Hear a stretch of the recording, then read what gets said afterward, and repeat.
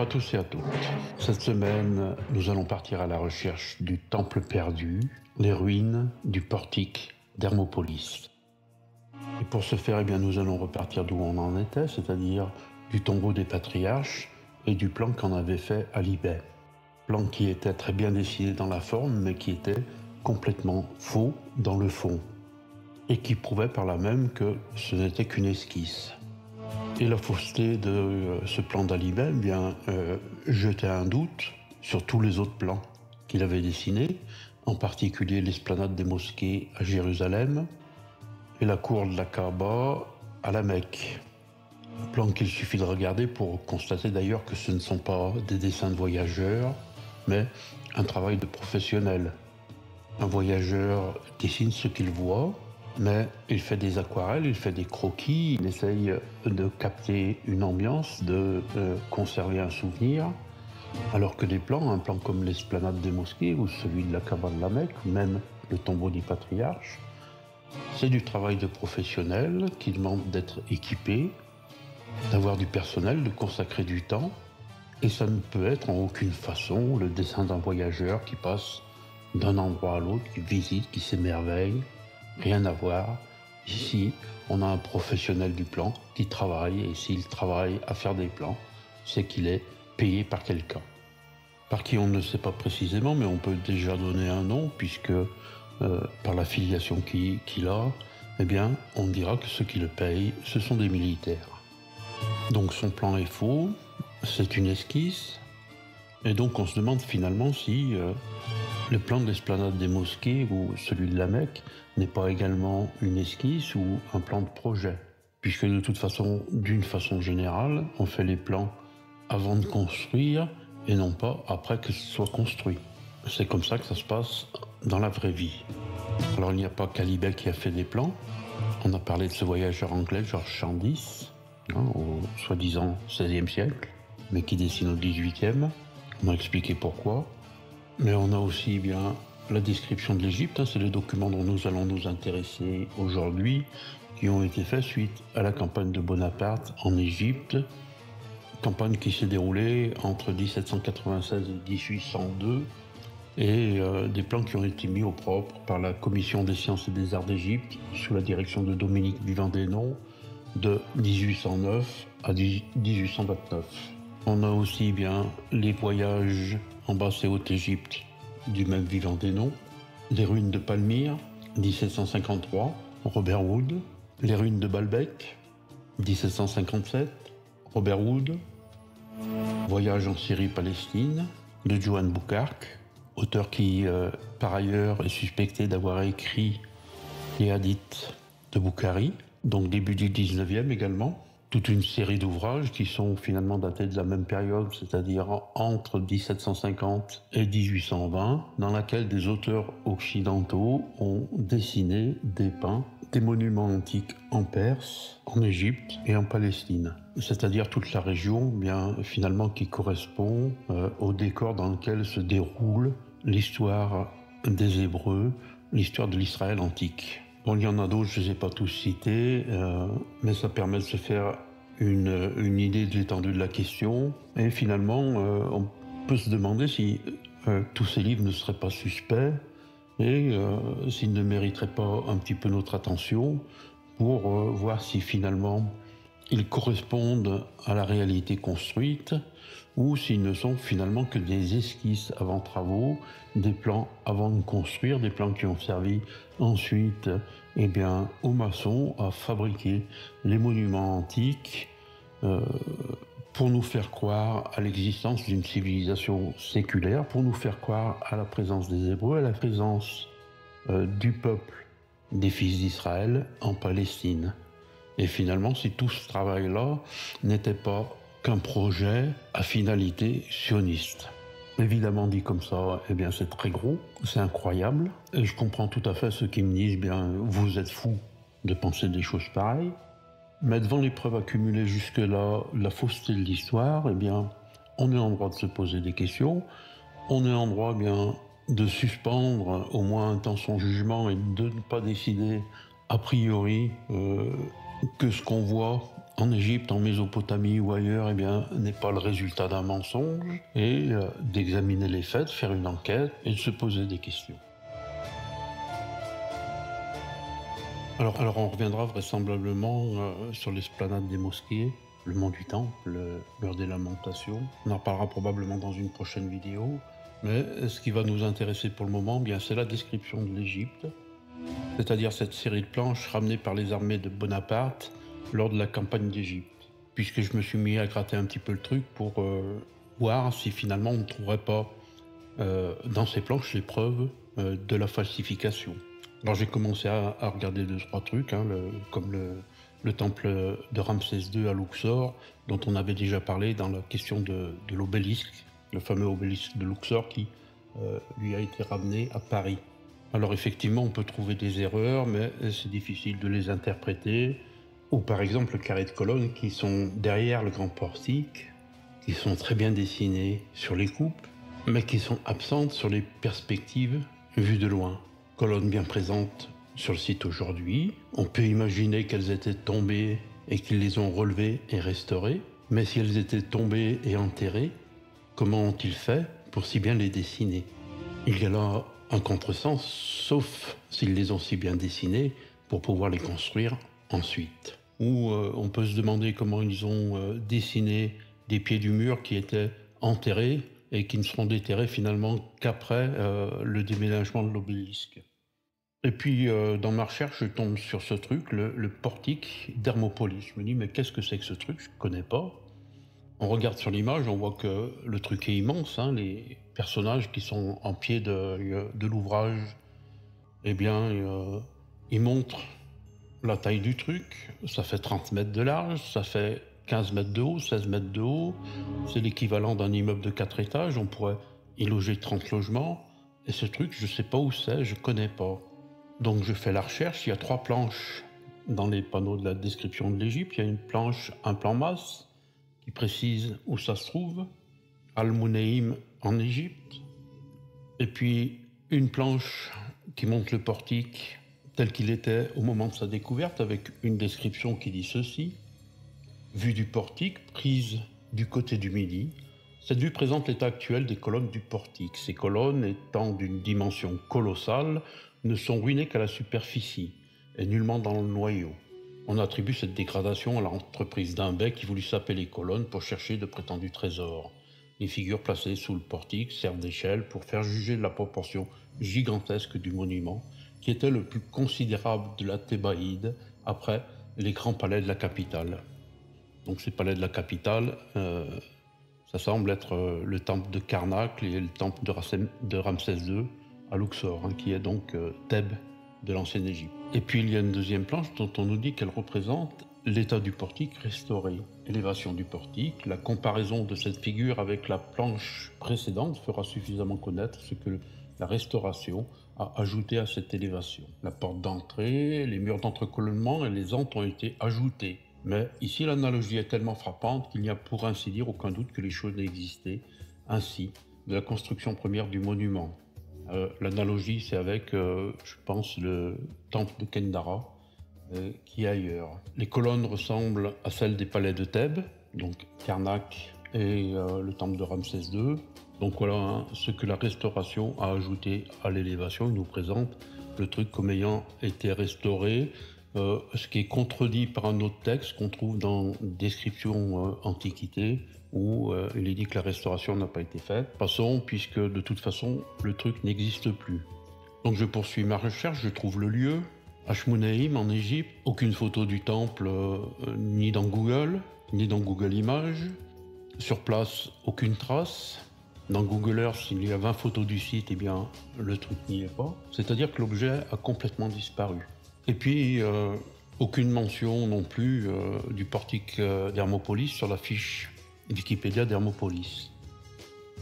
Et puis en poursuivant ma recherche, eh bien, je découvre que les historiens expliquent cette disparition. Ainsi, on nous dit que Champollion, en 1928, écrit « J'ai passé le cœur serré en face d'Amunaïm, en regrettant son magnifique portique, détruit tout récemment par les barbares. » Hier, Antinoé ne nous a plus montré que des débris. Tous ces édifices ont été démolis depuis peu et il ne reste plus que quelques colonnes de granit que les Wisigoths d'Égypte n'ont pu remuer. Un certain Charles Le Noran aurait écrit toujours la même année. Nous partîmes sur les 9 heures du matin et nous passâmes successivement devant Reramoun, situé sur le Nil, dans les directions des ruines d'Ashmoneim, Hermopolis Magna, dont le superbe portique, orné de sculptures du temple de Philadelphe Aridée, ou plutôt de Soter Ier, dont il n'était que le prête-nom, a été démoli avec le consentement du Pacha, malgré les réclamations de Salt et de Linan. Il poursuit, Mohammed a brûlé galeries, temples, beaux-arts sur les autels de l'industrie. Pour bâtir de si belles filatures, il fallait bien de la chaux, et au lieu de l'aller chercher à 2 lieues dans la montagne, il lui a paru plus simple de prendre les monuments. Et dans le fait, tout ce qu'il y avait de construit en calcaire, c'est-à-dire qu'Antinoé, Ashmoneim et Antéapolis et Éléphantine y ont entièrement passé en moins de 5 ans. On juge de notre indignation en voyant la route ainsi balayée. Nous avons trouvé Antinoé rasé jusqu'au sol, le théâtre, les 2 grandes rues à portique, l'Arc de Triomphe et tout le monument disparu. Le portique colossal d'Ashmoneim transforme en porte de canal et en raffinerie à sucre. Enfin, voir l'Égypte comme si un autre Cambis venait de la traverser. Donc Mehmet Ali Pacha aurait fait raser plusieurs monuments de l'Égypte antique pour en extraire de la chaux et construire des filatures à coton. Première remarque, qu'est-ce que le calcaire dont il avait tant besoin pour faire la chaux? Le calcaire est le composant principal des montagnes et des roches métamorphiques qui sont répandues partout sur toute la surface du globe. L'Égypte est assise sur des milliards et des milliards de mètres cubes de calcaire. Il suffit de se baisser pour en ramasser. C'est-à-dire qu'en dehors de la vallée du Nil qui est finalement remplie par des alluvions rapportées par le Nil, tout le reste, toutes les montagnes de chaque côté du fleuve sont en calcaire. Les pyramides d'Égypte sont assises sur des montagnes de calcaire. Ce n'est en rien un matériau précieux, c'est au contraire un matériau d'une très grande banalité qu'on trouve partout et qu'il est très facile d'extraire sans chercher à démonter des édifices qu'on risque de prendre sur la figure. Et puis, qui est-ce Mehmet Ali? On en a déjà parlé dans une autre vidéo, la vidéo sur l'obélisque de Luxor, puisque c'est lui qui cède à la France l'obélisque, les 2 obélisques du temple de Karnak, du temple de Ramsès II à Luxor, et qui cède les aiguilles de Cléopâtre, qui sont à Londres, qui les cède aux Anglais. Mehmet Ali, c'est une sorte d'agent de l'étranger. Il n'est pas égyptien, il est, je crois, albanais, et s'il occupe le trône de l'Égypte, il travaille en réalité pour les Occidentaux, c'est-à-dire pour les Français et les Anglais, et il est entouré de tout un tas de conseillers occidentaux. Il est un petit peu l'Atatürk, le Mustafa Kemal de l'Égypte. Avec un siècle d'avance, c'est lui qui fait advenir la révolution industrielle en Égypte. Donc ce n'est pas un imbécile, ce n'est pas un Wisigoth, il connaît très bien la valeur des antiquités égyptiennes puisqu'il les cède à la France et à l'Angleterre. C'est une monnaie d'échange donc précieuse. Et voilà qu'on nous dit qu'il les transforme en chaux, c'est-à-dire en poussière, pour en extraire donc un chaux fabriqué à partir du calcaire, donc le calcaire qui est la matière la plus courante, la plus ordinaire du sol égyptien. Remarquons qu'ils sont qualifiés aussi de barbares, de Wisigoths d'Égypte. C'est une expression raciste, bien sûr. Considérer le peuple égyptien comme barbare ou sauvage, c'est du racisme. C'est aussi une évocation des invasions barbares. Les invasions barbares qui firent disparaître l'Empire romain par saccage. Et finalement, au niveau de l'histoire, ces invasions barbares, elles servent à justifier l'absence de vestiges romains. Les vestiges romains ont disparu, à part quelques-uns, puisqu'il reste le Colisée, quelques aqueducs, des amphithéâtres. Mais tout le reste a complètement disparu, et ceux qu'on voit à Rome aujourd'hui, il a fallu les sortir de terre pour les faire réapparaître. Au début de la Renaissance, tout a disparu. Si tout a disparu, c'est parce que les barbares, dans leurs invasions, ont tout éliminé, et donc il ne reste rien. C'est une justification de l'absence des vestiges. De la même façon, j'en ai parlé à propos du temple de Jérusalem. S'il n'y a plus de traces du temple de Jérusalem, c'est parce qu'il a été détruit par les Romains. Il a bien existé, il a été détruit, mais on ne le voit plus. C'est parce qu'il a été détruit. Donc, on est exactement dans le même registre d'explication. Un objet dont on nous fait croire qu'il a existé alors qu'il n'existe pas, et dont on justifie l'absence par une démolition opérée par des barbares. Et ici, une démolition pour obtenir un matériau qu'on trouve partout, comme on veut, autant qu'on veut, ailleurs, en Égypte, sans se sentir obligé, sans avoir besoin de toucher à ces ouvrages dont on connaît, dont Mehemet Ali connaît la valeur précieuse, puisqu'il en a fait commerce avec les autorités françaises et les autorités britanniques. Donc, il est très facile de comprendre ici que cette explication de la démolition par les autorités égyptiennes du portique d'Hermopolis, eh bien, c'est une explication qui ne tient pas debout, qui n'a aucun sens, qui est absurde. Alors que, si comme je l'ai dit, ces plans de description de l'Égypte étaient en fait des projets à construire, eh bien, on comprend assez facilement qu'à un certain moment, devant l'ampleur de la tâche, ils ont fait des choix, ils en ont construit certains et d'autres n'ont pas été construits. Et comme ils avaient les plans, comme ils avaient édité les plans de ces ouvrages à construire, ils ont préféré raconter que ces ouvrages avaient été démolis. Ça leur a servi de justificatif à l'absence des monuments. Mais en réalité, quand on y réfléchit un peu, l'absurdité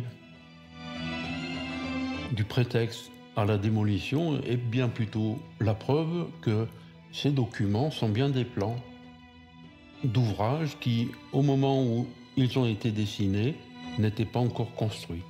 Parce que s'ils avaient été construits, s'ils avaient été restaurés, comme on nous le montre de ces plans, eh bien, ils seraient toujours là, puisqu'il n'y avait aucune raison de s'attaquer à eux pour en faire de la chaux.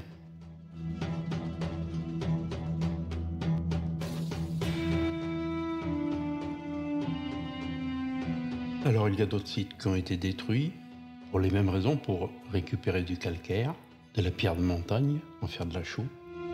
Le texte nous cite Antinoé et Antéopolis, ici. Et puis il cite également Éléphantine, où apparemment il ne reste que des ruines de ce qui avait été représenté sur les planches de la description d'Égypte. Et puis apparemment il y a d'autres sites qui ont été partiellement détruits. Il faudrait en faire le bilan et ça serait trop long à faire ici. Et puis il y a d'autres sites qui ont été partiellement reconstruits. Et tout ça nous donne les explications des différences qu'il y a entre ce que les savants de Bonaparte ont représenté et ce qu'on trouve maintenant en réalité. Mais la destruction pour obtenir de la pierre à chaux, eh bien, c'est l'explication principale. Et on l'a vu, cette explication est complètement absurde, puisque le calcaire, on ne le trouve pas. Enfin, il y a un site qui est intéressant à observer, c'est l'île de Philae. Parce que l'île de Philae, c'est comme le temple d'Abou Simbel, c'est un site archéologique qui a été déplacé lors de la création du barrage d'Assouan.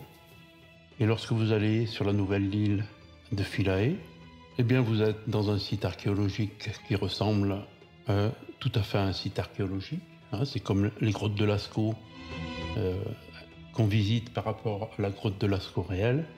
Il n'y a aucune différence, vous ne voyez pas la différence. Et pourtant, les monuments de l'île de Philae sont complètement artificiels ou déplacés, reconstruits, on ne sait pas. Mais vous avez l'ambiance, vous avez tout ce qui ressemble à un site archéologique de l'Égypte antique, au point que vous ne pouvez pas le distinguer. Sauf qu'il y en a un qui a été fait il y a quelques années et les autres sont censés remonter à des millénaires. Ce qui prouve ici bien que la tromperie est tout à fait réalisable. puisque la personne qui se rendrait sur l'île de Philae sans le savoir, elle ne se rendrait compte de rien. Donc voilà, hein, je pense qu'il y a encore beaucoup de choses à travailler, à malaxer sur cette histoire de l'Antiquité égyptienne, mais on voit avec ces éléments-là, confirme ce que j'avais affirmé à propos des hiéroglyphes. Hein. Je disais que les hiéroglyphes étaient faux, étaient d'invention tardive, qu'ils avaient été gravés sur les murs à une époque récente. Je le disais parce que sur les hiéroglyphes, on retrouve les noms des pharaons qu'on a dans les histoires d'Hérodote. Et comme les histoires d'Hérodote sont fausses, ça, je l'ai prouvé à partir des 120 liens littéraires qu'on retrouve entre Hérodote et la Bible. Eh bien, comme les histoires d'Hérodote sont fausses, les hiéroglyphes sont faux. Et là, on est en train de s'apercevoir que non seulement les hiéroglyphes sont faux, mais en réalité, toute l'Antiquité égyptienne, tous les monuments égyptiens qu'on voit dans la vallée du Nil, et qui sont très nombreux, eh bien, ces monuments-là ont été reconstruits à une époque récente, c'est-à-dire au 19e siècle, à partir des plans réalisés par les savants de Bonaparte. C'est-à-dire que les savants de Bonaparte n'ont pas fait un relevé de ce qui existait, mais ils ont dessiné des plans pour qu'ensuite, eh bien, de futurs bâtisseurs, de futurs maçons, francs-maçons, et construisent l'Antiquité égyptienne. Et si on a construit l'Antiquité égyptienne, si on a construit l'Antiquité mésopotamienne, hein, Palmyre, Héliopolis et toutes ces choses, c'est dans un but politique, un but colonial, la colonisation du Proche-Orient, avec en particulier la tête de pont de cette colonisation occidentale qu'est l'État d'Israël en Palestine. La fausse archéologie, la fausse histoire, ce n'est pas seulement un mensonge, c'est un mensonge à partir duquel, eh bien, on tue des gens. Voilà, je vous remercie de votre écoute, je vous remercie de votre patience et je vous dis à bientôt.